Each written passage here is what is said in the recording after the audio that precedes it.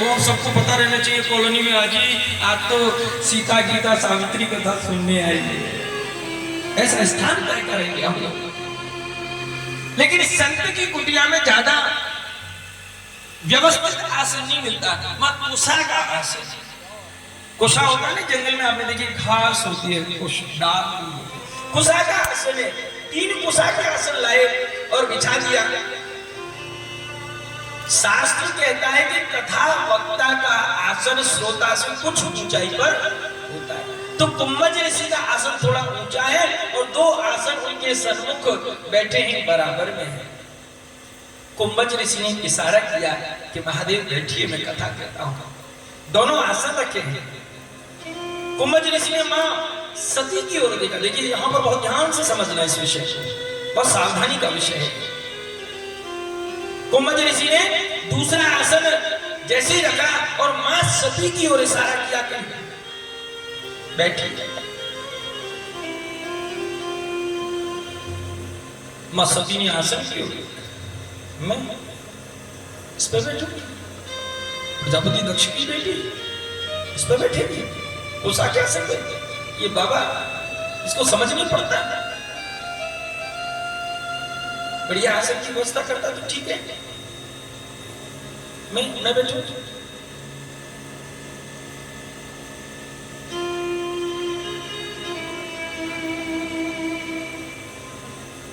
मैं इस पर नहीं बैठ सकती। शिव देख रहे हैं कि कुंभज ऋषि ने आसन दिया। कुंभज ऋषि ने आसन दिया, शिव ने ग्रहण किया, बैठ गए। लेकिन सती आसन पर नहीं बैठे। शिव ने मां सती की ओर देखा, मानो नेत्रों से नेत्रों में। कई बार क्या होता है, आपने देखा कभी जब सभा में होते हैं तो पति पत्नी कोई बात बिगड़ जाती है तो पत्नी बोलना चला नहीं, आंख देखी और पति देव जाए वहीं बैठ जाएंगे।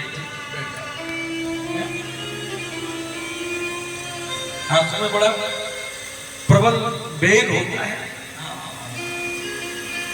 थोड़ी सी आंख दिखाई नहीं कि मामला देखो सब रेडी है, क्षेत्र कोई भी हो। तो तुरंत महादेव ने थोड़ा देखा और कहा भगवती आसन में बैठो। अब भगवती फंस गई। मां सती सोचने लगी कि कुंभज ऋषि ने आसन दिया, मैं न बैठती। लेकिन अब उस आसन को शिव ने हाथ लगा दिया और खिसकाते हुए, सरकाते हुए, थोड़ा ढकेलते हुए, आगे करते हुए कहा कि सती बैठो।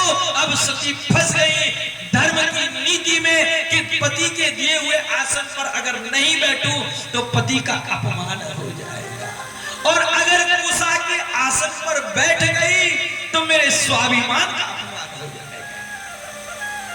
अब क्या? जैसे ही बात को सोचा, सती ने बड़ी दिमाग लगाया, चतुराई, शिव के उस आसन पर हाथ रखा।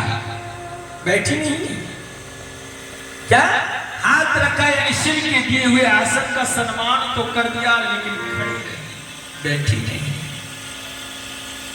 गोस्वामी जी लिखते, जब गए थे कौन?